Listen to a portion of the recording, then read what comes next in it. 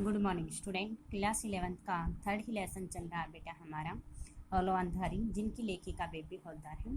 कल तक हमने किया था कि किस प्रकार से यानी कि जो वह कहते हैं कि जिस प्रकार से यानी कि तातुस के भाई बंधु जब उसकी बेबी की चिट्ठी पढ़ते हैं तो वह कहते हैं कि इसने बहुत अच्छा लिख रखा है और उसकी प्रशंसा करते हैं। तो फिर तातु से उसे कहते हैं कि मेरे भाई बंधु ने कहा कि आपने लिखना कभी भी नहीं छोड़ना है। तो उसमें वह कहते हैं कि मैंने तो ऐसा कुछ नहीं लिखा है। इसके बाद में तातुस की बात में अनसुनी नहीं करती तो क्या करती, जैसे मुझे घर पर रहने को कुछ और था ही नहीं। घर में अर्जुन दा, रमन दा और सुखदेव दा तो ही थे। उनके बंधु समेत दा, रजत दा, राहुल दा का भी अपना आना जाना ही लगा रहता था। वे सब कुछ भी तो मुझे चाहते थे और मैं अरे साथ तातुस जैसा व्यवहार करती थी। ऐसे में उन्हें खिलाने पिलाने की व्यवस्था छोड़ किताब कापी लेकर कैसे बैठ सकती थी। एक दिन भूल से तातुस की बात मान दिन में मैं उनसे अपने पढ़ने लिखने की बात करने में लग गई तो एक कांड घट गया। रमणदा उस दिन काम से लौटा तो उसे बहुत भूख लगी हुई थी। जल्दी जल्दी हाथ मुंह धोकर वह खाने बैठ गया। खाने की प्लेट में कोई गंदगी न पड़ जाए तो क्या मक्खी वक्खी न बैठ जाए, इसलिए मैंने उसे उल्टा कर रख दिया था। भूख के मारे रमणदा ने इसका ख्याल नहीं किया और सब सब्जियां उस पर ले ली। उन सब्जियों में एक गाढ़ी तरी वाली सब्जी थी। उसने जैसे ही रोटी लेकर खाना शुरू किया तो देखा कि तरी प्लेट से बाहर निकल रही गिरी। वह खाना छोड़ अवाक हो उसने देखने लगा। कुछ से क्षण बाद उसकी समझ में आया कि वह प्लेट उल्टी में खाना खा रहा है। वह वहीं बैठा न जाने क्या सोच सोच कर खूब हंसने लगा। मैंने तातु से पूछा, रमन दा किस साथ बातें कर हंस रहा है? तातुस बोले, और कौन है वहाँ? मैंने कहा, और तो कोई नहीं है, नहीं उस कमरे में। इतना कह मैं वहाँ चली गई और देखा कि रमन दा हंसे ही जा रहा है। मैंने उससे पूछा, क्या हुआ रमन दा? वह कुछ न कहे बस हंसता रहा। मैंने फिर पूछा, क्या हुआ बताओ तो सही। वह हंसते हंसते बोला, बेबी देखो मैं कैसे खा रहा हूँ। मैंने देखा तो हंसी के मारे मेरा भी बुरा हाल हो गया।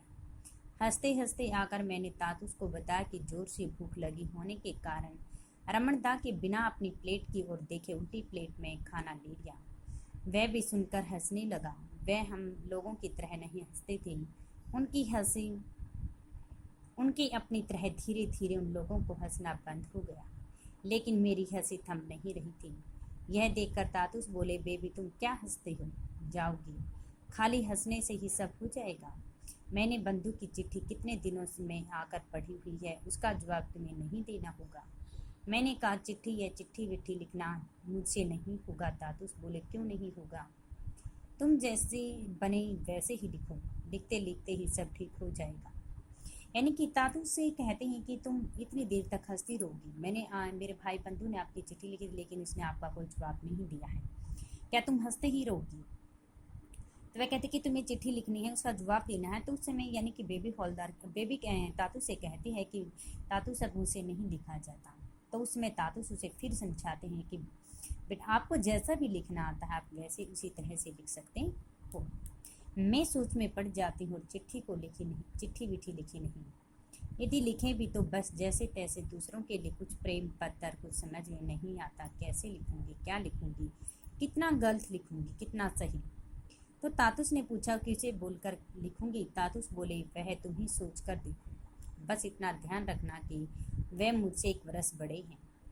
मैंने कहा, मैं उन्हें जेठू बोलकर लिखूंगी। तातुस बोले, तुम्हारे जैसी मर्जी।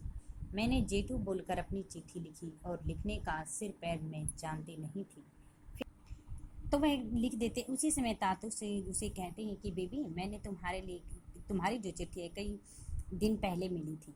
तो फिर मैंने सोचने लगा कि लिखूं तो क्या लिखूं, काफ़ी देर हो चुकी थी, 5-6 दिन हो गए थे।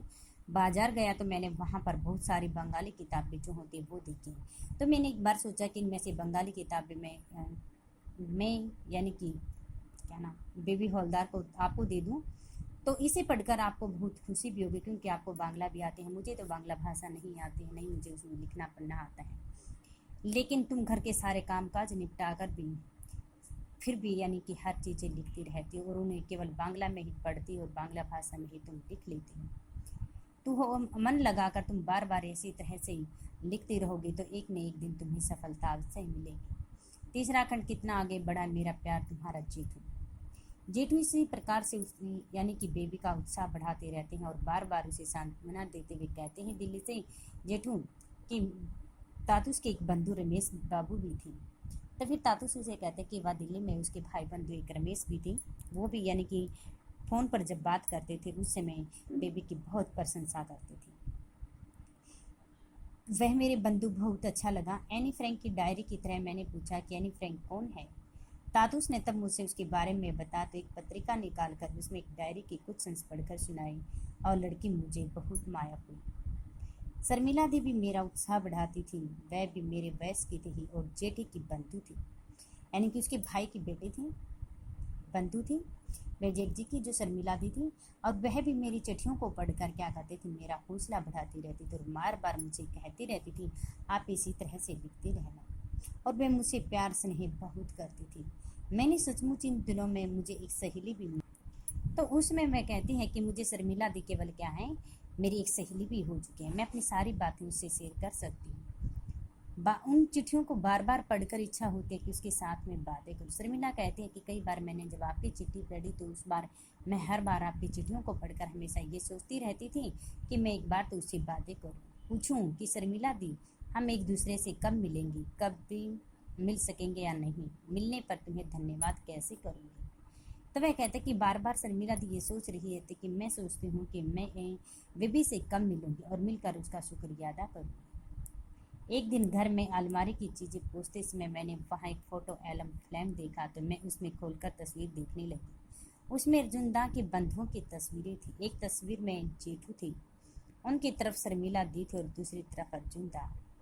एक और तस्वीर में जेठू के पास शर्मिला दी और सुखदीप दा भी बैठी हुई थी। जेठू और शर्मिला दी को सब केवल उन्हीं तस्वीरों में दिखा था। आंखों से देखने में बहुत इच्छा होती है। वह कहती हैं कि मैंने आपको केवल शर्मिला दी आपको केवल एक फ़ोटो के अंदर ही देखा है, लेकिन मेरी इच्छा होती है कि मैं आपको सामने से देखूं। बहुत इच्छा। शर्मिला दी जब मुझे चिट्ठी भेजती है तो साथ में मेरे जवाब देने की बहुत इच्छा होती है। तरह तरह से सुंदर आकृतियाँ उसे सादे कागज काट कर भी मैं रख देती तो शर्मिला कहानियाँ छिपाती थी, मुझसे बहुत प्यार करती थी और मेरे बच्चों के हालचाल के बारे में वे बार बार पूछती रहती थी और उनकी पढ़ी लिखी लड़की अब मैं चिट्ठियाँ हम जाते बातें करते हैं, शायद पर न हूँ। फिर सोचते कि मिलने शायद हम दोनों बहुत बातें करें। फिर मैं सोचती हूँ कि जब भी मैं और शर्मिला दी आपस में जब हम मिलेंगे तो आपस में क्या करेंगे, बहुत सारी बातें करेंगे। जेठू घर में मेरी किताब का पहला खंड पर मुझे बहुत अच्छा लगा था और आपकी रचना भी मुझे बहुत अच्छी लगती थी। उसी प्रकार वह अपनी चिट्ठी में मुझे प्यार भरा। उसे इस चिट्ठी के साथ आनंद बाबू ने मुझे एक लेख भी भेजा था। उस लेख में पढ़कर मुझे बहुत अच्छा लगा।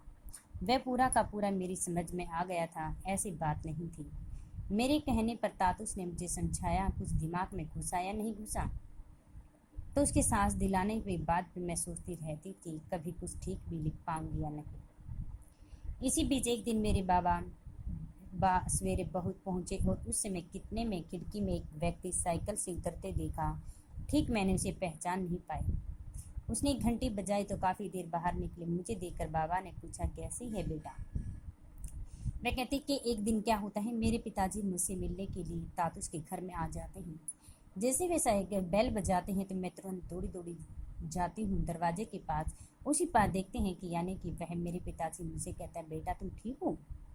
मैं बोली बाबू आपके शरीर का क्या हाल हो गया है। बाबा बोले कहाँ कुछ भी तो नहीं हुआ बच्चे, कैसे हैं। मैंने कहा ठीक है सब ठीक।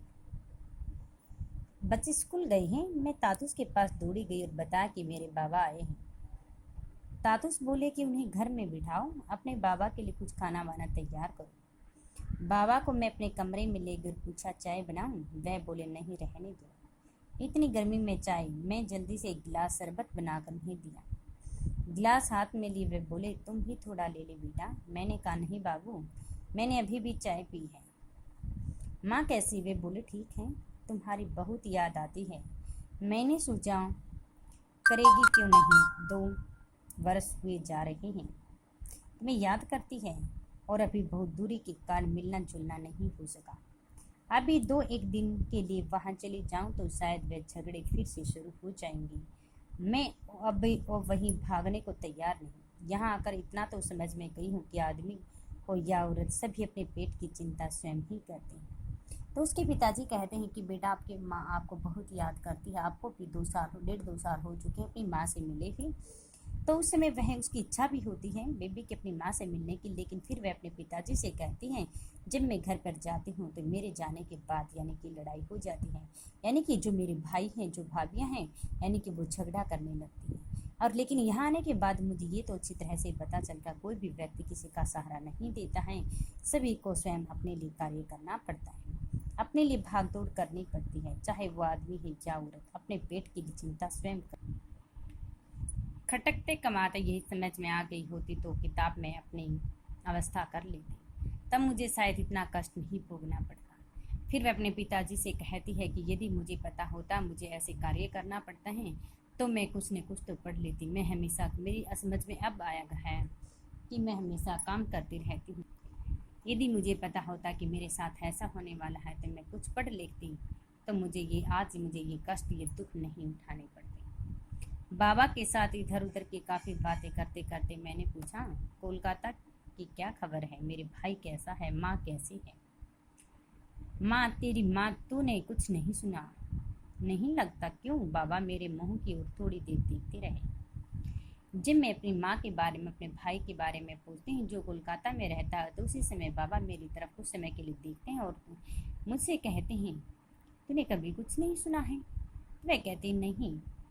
वे शायद सोच रहे थे कि बताने से कहीं रोने धोने न लग पड़े। इससे इसे सच सच बताना ठीक होगा या नहीं, शायद बता ही देना चाहिए, क्योंकि यह तो अभी तक यही सोच रही है कि इसकी माँ जीवित है। ऐसे में न बताना तो भूल होगी। बाबा शायद ही सब सोच रही थी। उन्हें चुप देख मैंने बाबू से कहकर उन्हें बुलाया तो वे चौंक गई। मैंने देखा उनकी आंखें भर आई हैं। तब मुझे लगा कि मेरी माँ शायद नहीं रही। मेरे मुंह से निकल पड़ा, क्या हुआ बाबू? माँ की तबीयत तो ठीक है। बाबा रुद्ध गले से बोले, तेरी माँ तो 6-7 मास हुए हैं इस दुनिया को छोड़कर चली गई है। तेरी माँ नहीं है। क्यों? तेरा दादा तो वहाँ गया था, उसने तुम्हें नहीं बताया? मैं बोली, नहीं तो मुझे किसी ने नहीं बताया। मैं थोड़ी देर बाद बा के सामने सिसक सिसक कर रोती रही। और मैं क्या भी कर सकती। एक बार सुना कि अस्पताल में भर्ती है। मुझे लगता कि तभी उसकी मृत्यु हो गई थी। इसके बाद कोई खबर नहीं मिली। सभी को सारी जानकारी रहती, लेकिन मुझे कोई कुछ नहीं बताता। मेरे दादा बऊदी भाई कोई बहुत दूर तो रहते नहीं थे। रिक्शे से 10 रुपया भाड़ा लगता था। मैंने बाबू कहकर उसे बुलाया तो वह चौंक गई। तो जब वह अपनी बाबा, शायद बाबा गई, वह क्यों जाती? उन्हें जाने की दरकार क्या थी? उन्हें किस चीज़ का अभाव था कि बाबा जाना उचित होता है? मुझे लगता है कि वे जानते थे कि माँ नहीं बचेगी, फिर भी नहीं गई। तो उस समय वह कहते, जब उसके पिताजी उसे कहते कि तुम्हारी माँ को 6-7 महीने हो गई हैं, लेकिन तुम्हारे बाबा तो यानी कि तुम्हारे भाई, जो छोटे भाई, तो वो तो यहाँ आपके पास ही रहते थे, क्या उन्होंने कभी आपको ये नहीं बताया कि आपकी माँ नहीं है? तो मैं कहते कि नहीं, लेकिन एक बार मुझे ये खबर लगी थी कि मेरी माँ बहुत ज़्यादा बीमार है और वह अस्पताल में भर्ती है।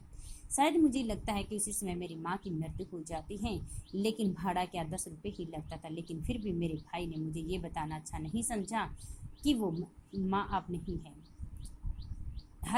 लेकिन मैं तो हर समय ये सोचती रहती कि मैं अपनी माँ के पास ज़रूर जाऊँगी। इतने दिनों से मैं सोचती आ रही थी, लेकिन जाऊँ तो जाऊँ कैसे? हर बार मैं सोचती थी कि फिर वही लड़ाई झगड़ा होगा, इसलिए मैं नहीं मिल पाई। लेकिन फिर भी वह कहते कि बाबा का जाना उचित। मुझे लगता है कि आज तक, लेकिन भाई को ये, उसके पिताजी को पता था कि उसकी माँ जिंदा नहीं रहेगी, लेकिन उसके बाद भी उसके भाई घूम फिर कर लौट आना, लेकिन उन्हें बाबा ने भूल की कि अंतिम भेंट की तरह एक बार भी वह उसकी माँ को नहीं देख सके। लेकिन नहीं गई। माँ का क्रियाक्रम मेरे भाई अकेले ही करना पड़ा। दादा लोगों को भी काफ़ी बाद पता चला कि मुझे तो अभी भी, मैं कहती कि मेरे दादा और बाकी लोगों को भी काफ़ी बाद में पता चला था कि उसकी माँ नहीं है, लेकिन मुझे तो पता ही नहीं था। मुझे इसके केवल आज ही पता चला है कि मेरी माँ नहीं है। इसी वजह से हमारे पर्सन थे। शर्मिला दी के संबंध में बेबी के क्या विचार थे? शर्मिला दी बेबी का बहुत उत्साह बढ़ाती थी। वह उसकी आयु की ही थी, जेठू की बंधु थी। वह कोलकाता में ही पढ़ाती थी। इन चिट्ठियों से मालूम पड़ता कि वह लेकिन जब वह मुझसे छठे उन चिट्ठियों से मालूम पड़ता था शर्मिला देवी मुझसे बहुत ज़्यादा स्नेह व प्रेम करती है। लेकिन मैं तो सचमुच ये सोचती रहती थी कि काफ़ी सालों के बाद मुझे एक सहेली मिली है बातें करने के लिए, जो मेरा इतना ख्याल रखती, हर प्रकार के बारे में मुझे छूटती रहती हैं और चिट्ठियों में हर प्रकार मेरी इच्छा के बारे में पूछती रहती है कि वह बातें करूं, हंसूं, खेलूं, सब कुछ करूं और मेरे बच्चों के बारे में। तो फिर वे आपस में फ़ोन पर बातें करते रहते हैं कि हम दोनों ने केवल आपस में तस्वीर के अंदर ही देखा है। तो उसमें वे भी बताते हैं कि बार में सफाई कर रही थी, उसमें मुझे आपकी एक तस्वीर मिली थी, मैंने केवल आपको उसके अंदर ही देखा है। लेकिन अब मैं आपसे मिलना चाहती हूँ, बातें करना चाहती हूँ, कभी मिल सकोगे या नहीं? वह हमेशा ये बातें करती रहती थी। आनंद बाबू के लेखन की प्रशंसा कैसे की? आनंद बाबू जेठी के एक बंगाली बंधु थे। उन्होंने बेबी को पुस्तक का पहला खंड पढ़कर उन्हें लिखा कि आपकी रचना मुझे अच्छी लगी। तो वह कहता है कि मेरी रचना, वह कहता है कि मुझे बहुत अच्छी लगती है। स्वयं के जीवन की विभिन्न स्मरणीय घटनाओं के बारे में सहज भाव से मालूम होता है। इस सुंदर कोशिश को कभी बंद नहीं करना, और वो बार बार मुझसे मेरा उत्साह बढ़ाते रहते हैं कि बेटा आप कभी भी ये उम्मीद मत छोड़ना कि मैं कोई भी कार्य नहीं कर सकती, मैं अच्छे से नहीं लिख सकती, इतनी सारी गलतियाँ होंगी, मैं कैसे लिखूंगी। लेकिन आप कोशिश आपकी कभी भी बंद नहीं होनी चाहिए, आप भी हर कार्य को आसानी से कर सकती हैं। तो वह कहते हैं इस प्रकार से उनकी शुभकामनाओं के साथ में अपने कार्य में सफलता प्राप्त कर चुकी है। बेबी को अपनी माता की मृत्यु का समाचार कैसे लगा? एक दिन बेबी से मिलने के लिए उसके पिताजी आ गए और वे इधर उधर की बातें कर रहे थे। जब मैंने उनसे पूछा कि पिताजी, क्या मेरी माँ और मेरे भाई जो कोलकाता रहते हैं, क्या वो सब ठीक ठाक हैं? तो उसी समय मेरे पिताजी की आंखों में आंसू आ जाते हैं और उसे देखकर मुझे लगता है कि कोई बात है माँ। फिर मैं उससे पिताजी से कहती हूँ कि क्या माँ की तबीयत ठीक नहीं है? तो उस समय मेरे पिताजी मुझे सोच रहे होते हैं कि मैं इसको बताऊँ या नहीं, बताना अच्छा भी लगता है नहीं। तो उसी समय मेरे पिताजी मुझसे सच्चाई बता देते हैं और कहते हैं कि बेटा 6-7 महीने हो गए, लेकिन इस दुनिया को छोड़कर माँ, आपकी माँ हमेशा हमेशा के लिए चली गई है। लेकिन वह कहता है कि फिर उसके पिताजी के आपके भाइयों ने आपको कभी भी नहीं बताया? तो उस समय वह कहते कि नहीं, मेरे भाइयों ने आज तक मुझे ये नहीं बताया है कि वह आपकी माँ मर चुकी है। भाई एक बार गया जरूर था, लेकिन इतना मुझे पता है। लेकिन उस समय उन्होंने ऐसा नहीं बताया कि क्या कारण है। पहले जेठू को बेबी के लेखन के लिए कैसे प्रेरित किया? जेठू बेबी द्वारा लिखित सामग्री पढ़कर उन्हें लिखते हैं और तुम्हारी लिखावट बहुत अच्छी है और खुशी होती है कि पढ़ते हुए एक बार भी तुम्हें डांटने की इच्छा नहीं होती, लेकिन बार बार तुम्हें शाबाशी देने की इच्छा होती है। भूलों की चिंता करने को एक लाइन भी लिखी नहीं जा सकती, उनकी चिंता किए बिना लिखना होगा। उन्हें अपना लिखा स्वयं भी सुधार लेना होगा, इसलिए जिन लोगों को काम है वे लिखना पढ़ना सब कुछ सुधारने की बारी आती है। लिखने बैठने से लिखा जा सकता है, यह तुम्हें भी निश्चित हो गई है। तातुस ने ठीक ही कहा था कि मैं भूल होती है तो फिर भी लिखो। इस प्रकार बेबी लिखो। बेबी को सदा लिखने के रहने के लिए प्रेरित किया गया था। बेबी को कभी भी ये नहीं छोड़ा था कि बेटा आप कभी भी मत लिखो। वह हर बात की प्रशंसा करती रहती थी। एक दिन लेखिका तातुस की बात मानकर दिन में ही लिखने पढ़ने का काम करने लगी तो एक घटना घटित हुई। उस दिन से रमणदा काम से लौटा तो उसे बहुत भूख लगी हुई थी। वह जल्दी जल्दी हाथ मुँह धोने के लिए जब बैठ जाता है तो उसने क्या किया था कि बेबी क्या कहती है कि प्लेट में कोई गंदगी नहीं पड़ जाए, इसलिए वह प्लेट को उल्टी कर देती है। लेकिन रमणदा ने उसे कभी ये नहीं कहा कि आप खाना डाल दो। वह स्वयं ही रसोई में जाकर खाना डालने लगा तो उसने ये नहीं देखा कि प्लेट उल्टी है। जब वह सब्जियां डाल लेते रहे, तरकारी वाली सब्जी डालता है तो उस समय वह जैसे ही रोटी लगाता है वह प्लेट चारों ओर के नीचे गिर जाती है। तो वह जोर जोर से हंसने लगता है। तभी उसे तातू से पूछती है कि रमणदा क्यों हंस रहा? तभी वह कहता है कि ऊपर कौन है? वह कहते कि सिर्फ केवल वो अकेले ही है, वहाँ पर कोई भी नहीं है। तो उस समय वह उसे जाकर वह देखती हैं तो उस समय वह भी हंसने लगते और वह सारी बातें फिर तातुस को बताते हैं। उसमें तातुस भी हंसने लगते हैं। और वे उसे कहते हैं कि बेटा आप हंसते ही रहोगी, यानी कि बंधु ने आपको कितने दिन से चिट्ठी लिखकर भेज रखी है, आपने उसका जवाब देना है। इसलिए आप बैठो, पेन को पेन लेकर अपने उस कहानी के बारे में लिखना शुरू कर दो।